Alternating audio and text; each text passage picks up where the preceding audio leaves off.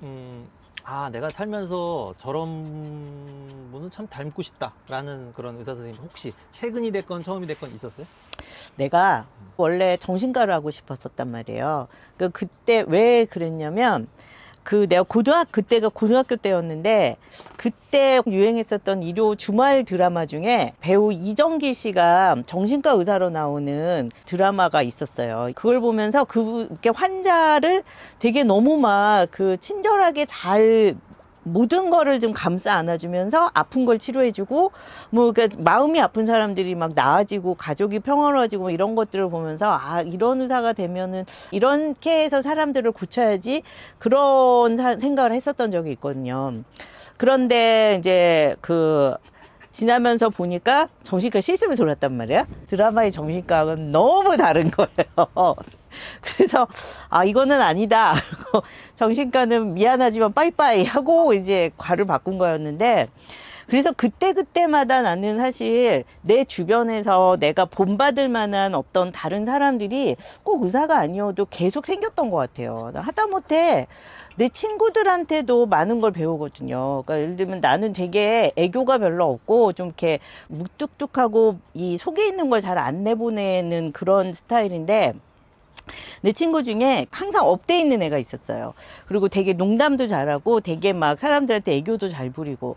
그러니까 나는 걔를 만날 때마다, 그리고 걔가 진료 보는 걸 보면 환자들하고 되게 막 그러면서 이제 진료로 본단 말이에요. 그러니까 그게 되게 어떤 면에서는 나는 적어도 환자들한테 너무 무뚝뚝하게 하지는 말아야지 하면서 그런 것들을 좀 보고 배우면서 계속해서 그 레퍼런스 삼아서 계속 이렇게 본받는 것들이 있었거든요. 그래서 딱히 어떤 사람, 나는 이런 이 사람을 본받아야지 하는 그런 거보다는 주변에서 그냥 내가 그때그때 봤을 때 장점으로 보이는 사람들, 그런 선배 의사들, 동료 의사들, 심지어 후배들한테서도 나는 계속 본받고 배우고 그러는 것 같아요. 근데 정신과 의사를 했어도 되게 좋아하고 잘했을 것 같아요. 왜냐하면 워낙 윤 선생님이 사람하고 얘기하는 거를 좋아하기도 하고, 그 다음에 좀 얘기를 잘 끌어내더라고 보니까. 그러니까 그게 그러니까 지금 내가 하고 있는 비뇨의학과의 내 분야는 어떻게 보면은 우리끼리 말할 때 비뇨 정신과라고 할 정도로 되게 이런 이제 심리적인 거, 정신적인 거 그런 게 되게 많이 영향을 주거든요. 개개인의 이 성격의 영향도 되게 많이 받고 이 증상이 나타나는 게, 그리고 그 사람이 어떤 심리 상태이냐에 따라서 증상이 되게 막 심해지고 이렇게 좀 괜찮아지고 이런 것들이 되게 많아요. 그래서 이 배뇨장애라고 하는 이런 분야나 성의학 이런 분야들은 정신과하고 사실은 떨어뜨릴 수가 없는 분야라 어떤 면에서는 하고 있는 거죠. 근데 만약에 내가 지금 생각해보면서 내가 정신과를 했었으면 어땠을까? 재미없었을 것 같아요.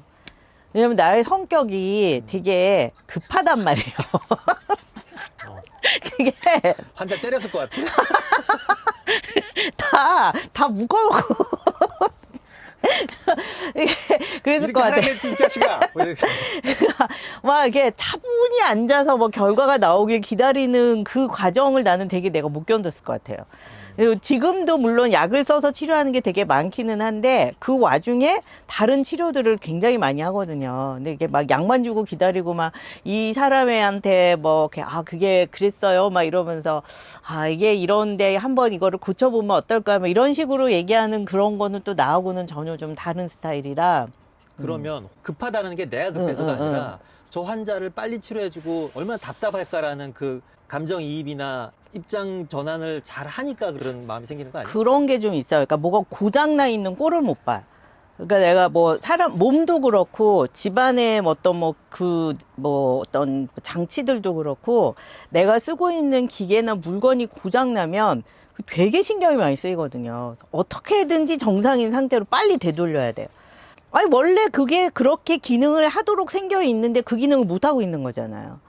그러니까는 내가 고칠 수 있으면 바로 고치는 거고, 못 고치면 어떻게든 빨리 고쳐야 마음이 편한. 그러니까 막 고장난 채로 그냥 계속 쓰고 뭐 그런 거는 난 잘 못 하거든요. 그럼 진짜 스트레스 많이 받아요. 근데 사람도 환자한테도 좀 내가 그런 그 게 기능을 있기는 안 해. 써도 그 기능을 안 써도 일단 그거는 최고의 상태로 항상 있어야 되는 거죠.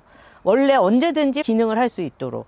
근데 사람은 좀 다르기는 한데, 지금은 이제 내가 사람을 그렇게까지 치료할 수는 없다는 거를 어느 정도는 이제 이 연식이 쌓이고, 이게 좀 제 짬밥이 쌓이면서 받아들일 건 받아들이고, 버릴 건 버리고 좀 그런 게 조금 생기긴 했는데, 좀 이렇게 주니어 시절에는 되게 그런 치료가 잘 되게 하기 위한 그런 이제 막 이렇게 그 뭐라 그럴까요? 그 욕심이 되게 많았어요. 그래서 되게 제일 싫어했던 것 중에 하나가 환자가 마음대로 약을 안 먹거나 아니면 하라는 거 안 하고 오거나 수술해야 되는데 안 한다 그러면 막 이제 내가 막 먼저 막 짜증이 나고 화가 나는 거예요. 아니 왜 이걸 수술을 지금 해야 되는데 왜 안 하시냐고부터 시작을 해서 뭐 이제 뭐 사정상 약을 못 먹을 수도 있고 뭐 다른 약을 먹느라고 그 약을 또 못 먹는 분들도 꽤 많거든요. 그냥 임의로 그냥 약을 한번 안 먹어보기도 하고. 근데 사실 그거를 왜 그러면 안 되는지를 차분히 설명을 해주고 상태가 지금 어떠냐에 맞춰갖고 그 다음 단계 플랜 A가 안 됐으면 플랜 B로 빨리 바꿔주면 되는데 플랜 A가 안 된 거에 대해서 환자를 막 다그치는 거죠. 그래서 나도 모르게 막 화를 내고 막 환자들이 그래서 이제 막 혼나고 막 그랬었어요. 근데 옛날에? 옛날에. 근데 지금도 약간 그렇게 조금 남아있기는 한데, 굳이 내가 이렇게 좀 이렇게 지내면서 보니까, 이렇게 의사 생활을 오래 하면서 보니까, 굳이 그럴 필요가 없더라. 내가 욕심을 부린다고 해서 이 환자가 좋아지는 건 아니거든요. 초창기의 의사 윤하나와 지금 의사 좀 많이 바뀐 게 뭐가 있을까? 많이 바뀐 거는, 조금 더 마음의 여유가 생긴 거? 초창기에는 굉장히 나도 다그치고 환자도 다그치고 조금 그리고 좀 여유 없이 그냥 지냈다면 지금은 약간 좀 이제, 어느 정도는 기다릴 줄 아는 것도 조금 생겼고, 근데 아직도 나는데요. 성격이 되게 급해요. 아직도 급해. 근데, 처음에 비해서는 되게 많이 유해진 거예요. 결과는 많이 같은데, 그 결과까지 가는 길에 요령이 좀 생긴 거죠. 옛날에는 내가 환자들이 뭐 소변을 보고 나면은 요도가 시큰시큰거리고 아래에 뭐 고춧가루 뿌려놓은 것처럼 막 이렇게 화하고 선풍기 바람만 쐬도 시큰시큰하다, 뭐 에어컨 바람 잘못 쐈더니 방광림이 생긴 것 같다, 막 이런 하여튼 정말 진짜 창의적인 그러니까 우리가 보통 생각하지 못하는 원인의 증상을 막 얘기를 해요. 그러면 이해를 잘 못했거든요. 지금은 그게 다 와닿아. 요즘 내가 그 나이가 됐거든. 그래가지고요. 처음에는, 뭐 이렇게 차체 쓰면서도 그대로 쓰지만 도대체 이게 무슨 얘기일까? 결국에는, 뭐, 이제 걸러가지고 해석을 하고 그랬는데 지금은 사실 나도 에어컨 바람 잘못 쐬면 그날 저녁에 멀쩡하다가 저녁에 감기 걸리고 막 이러거든요. 그러니까 이런 것들이 이제 내가 내 스스로가 그걸 느끼는 거죠. 환자들이 말하는 이 증상들을. 그 증상을 느껴봐야 좋은 의사가 될 수 있는 건 맞네. 그런 얘기가 있어요. 그러니까 아파봐야 그 병을 알아봐야지 그 병의 명의가 된다는 얘기가 있어요. 진짜로. 근데 나는 내가 뭐 굳이 아파봤자 나는 방광염만 뭐 한두 번 걸려봤었던 거? 그거 말고는 없었던 것 같은데, 그렇지만 어쨌든 몸의 이 호르몬의 변화에 따라서 나이가 들면서 생기는 몸의 변화를 환자들이 내 나이 때, 지금의 내 나이 때 나한테 왔었단 말이에요. 그때는 나는 훨씬 더 어렸죠.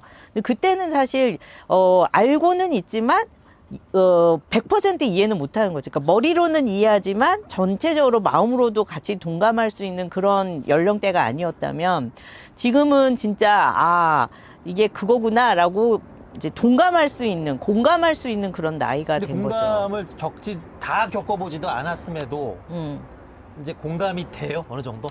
어떻게 그러면 산부인과 의사가 매번 다 애를 낳지도 않았는데 다 그 애 낳는 사람들을 보겠어요. 그거 똑같은 거지. 근데 그러니까는 많은 경험을 하면서 대리 경험을 하는 거죠. 대리 경험을 하고 그것을 내가 계속 내 걸로 습득을 내 몸 안에 이제 어떻게 보면은 나의 이 땅구멍 사이사이, 숨구멍 사이사이에 그런 것들이 다 들어와 있다고 나는 생각을 해요. 그래서 그런 게 있어요. 사실 내가 이제 축농증을 겪으면서 이게 잠수해 있는 것 같아요. 이렇게 얘기를 하면 이걸 이해할까? 라는 생각이 들더라고. 의사가. 아니, 왜냐면 이비인후과 의사가 축농증을 한 번도 안 겪어봤을 수도 있는 거 아니에요. 잠수는 해봤을 거 아니에요. 근데 이제 잠수도 여러 가지 잠수인데 잠수 때 되게 아까 얘기한 창의적인 환자의 증상 경험이 그 참 맞아요.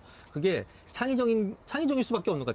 아주 개인적인 경험이니까. 그렇지, 그렇지. 근데 이제 그런 수많은 그 임상에서 나오는 그 얘기들을 어느 정도 선입견 없이 일단은 확보하고 그것들을 상상력에 의존하는 수밖에 없는 거네. 그렇죠.